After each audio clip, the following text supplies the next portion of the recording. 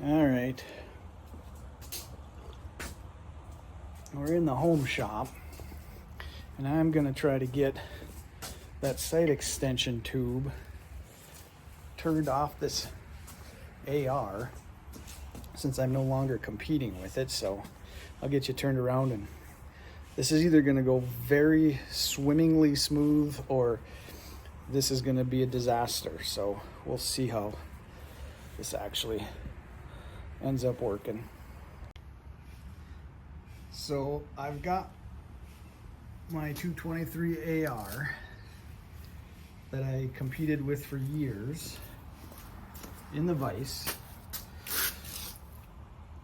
and we are going to try to turn this barrel tube off the barrel here because I no longer compete. I want to set this gun up as essentially like a coyote rifle. Put a scope on it and stuff, and just use it as almost like a truck gun, even though it's a probably $2,000 competitive AR. But we're gonna eventually take this rear sight off, the rear peep sight that's got, that's a competitive shooting sight. Put a scope on it. This is the front sight. So this is what is typically on competitive rifles, and then for changing distance you would actually change this to go from 300 to 500 to 600 yards and stuff like that, and then make minute changes back here with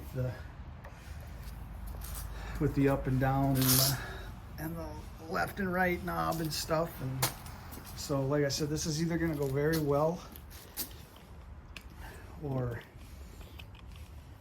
I'm going to end up wanting a new barrel on the end of here. So this is just a tube that is essentially the actual barrel here, if I can get it to, is turned down for this tube to go on. So there's no rifling anywhere in this. This is just a hollow tube, and it just extends your front sight out to there. And unless you've been in the competitive world and stuff, it doesn't make any sense to you really why you do that and stuff. But so these sights are essentially set up to shoot those targets, and that there is that's a 300-yard target, and that's what those sights are for. And that black circle at 300 yards is just a little circle that you hold in those open sights. So like I said, don't make any sense to anybody but somebody that's been in the world of competitive shooting. But I'm not using this anymore for, I don't compete anymore. So I just want to get it set up, and that's a good, probably a 6-inch tube that makes the barrel long and cumbersome. So we're gonna set this here. I think it might take a little bit of heat to get it off. I was told when I bought this several years ago that with a little bit of heat you could essentially twist that off if you ever wanted it to come off. So we'll see if I got a vice grips and stuff. We'll see. We'll give it a little bit of heat and then we'll start turning it off. Let's get the vice grips on here a little bit. I essentially don't care if I mar this up too much, but I want it tight enough to where it's going to turn.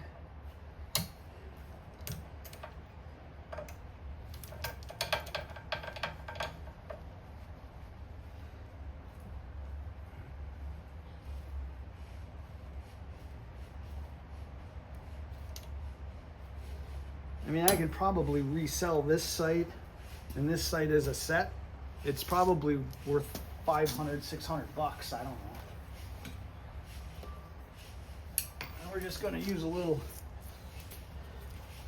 bit of heat. I don't think I'm going to heat it up all that much.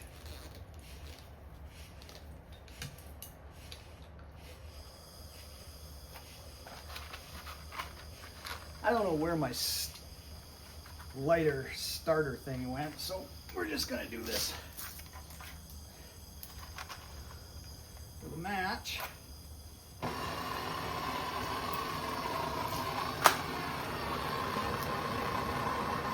Now I want to get it red hot.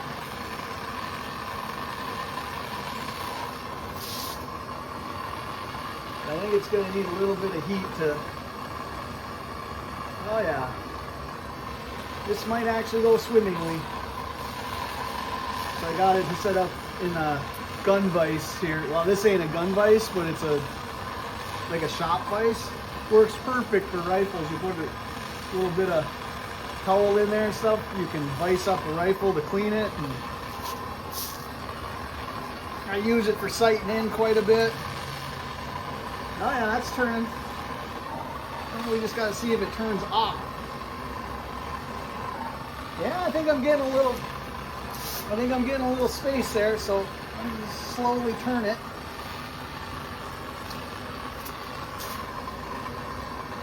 Yep. I don't think I need the heat anymore, actually. So, you see, that is starting to turn off there as I pull it. And you'll see this barrel here is going to be like turned down, like it's milled down for this tube to fit.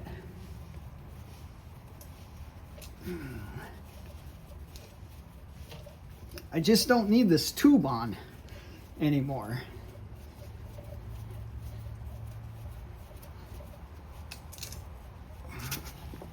Coming.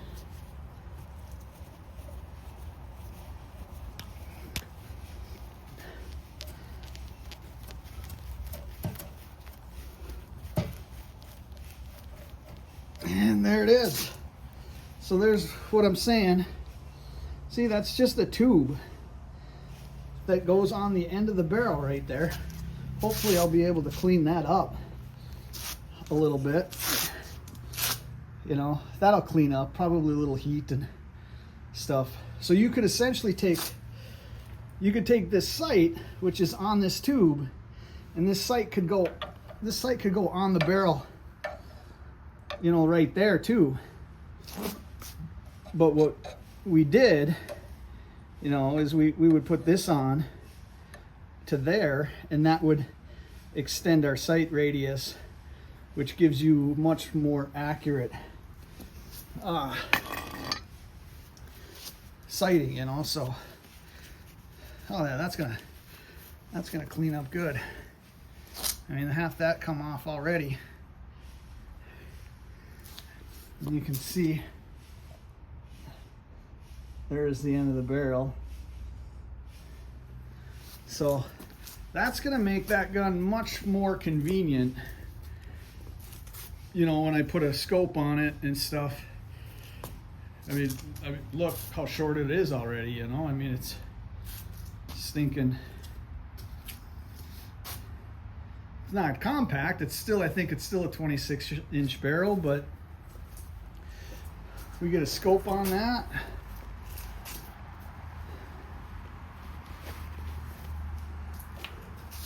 In place of that rear sight, you know, and this here, I don't know if these are probably not finger tight, but I can take this rail off if I want my scope down a little bit lower, closer to the